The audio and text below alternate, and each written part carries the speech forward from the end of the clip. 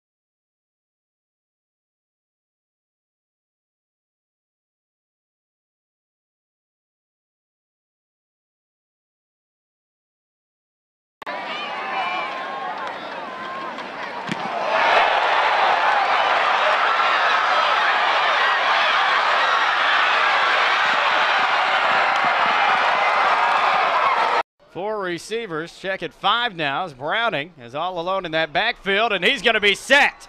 Back inside his own territory, it was Deron Edwards coming on the corner blitz.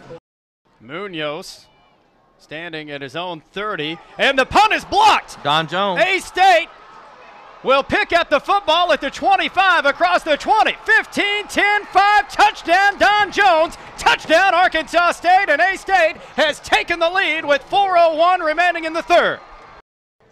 Now Centurious Donald is a late substitution, comes in as a 5th receiver, one of 2 receivers on the left for the Warhawks. Browning throws out right side, it's caught by hand, but he is thrown down by Don Jones. 3 receivers, 2 split out to the right. Kinsey goes in motion. Handed off to Jackson, able to get through a couple of defenders, and he's in. Touchdown, Arkansas State. Here in Monroe, A-State working with a 4-point lead after the 51-yard interception return by Kelsey. Play action, Applin with time, going deep, caught inside the 15. Frampton will walk in. Touchdown, Arkansas State. 4 receivers, 3 split left. A-State bringing 3. Wells hit as he throws, going deep left side. It's intercepted at the 5. Out across the 10, 15, it's Kelsey McCray running left across the 20. Kelsey across the 25, 30, 35, 40. Gets a block, he's across midfield. Kelsey finally goes down at the 44-yard line of ULM. 9:55 remaining in the fourth as A-State leads at 24-13. Now, Browning under pressure, going to be sacked all the way back near the 5-yard line. It was Demario Davis in to make the play. Browning from the gun has 3 receivers, 2 split out to the right. May on the left goes in motion. Play action, Browning rolling left, going deep right side for McCall, and it is intercepted. A-State able to get the pick at their own 35-yard line, and coming in to make the pick, his 3rd of the season, is Daryl Feemster. Here at Malone Stadium in Monroe, Louisiana, A-State looking to go to 2-0 in conference play before playing a conference home game. Wilborn with a great job after fumbling the snap, able to pick it up and booms this one. Still rolling inside the 25-20. Still rolling all the way down to the 15-yard line, and that's where A-State will pick it up. What a play by Ryan Wilborn. A-State with 4 down linemen bringing 4. Browning under pressure, and he's going to be sacked. Thrown down by Dorvis Woods back at the 35-yard line, a 13-yard loss, and Dorvis picks a great time for his first sack of the year.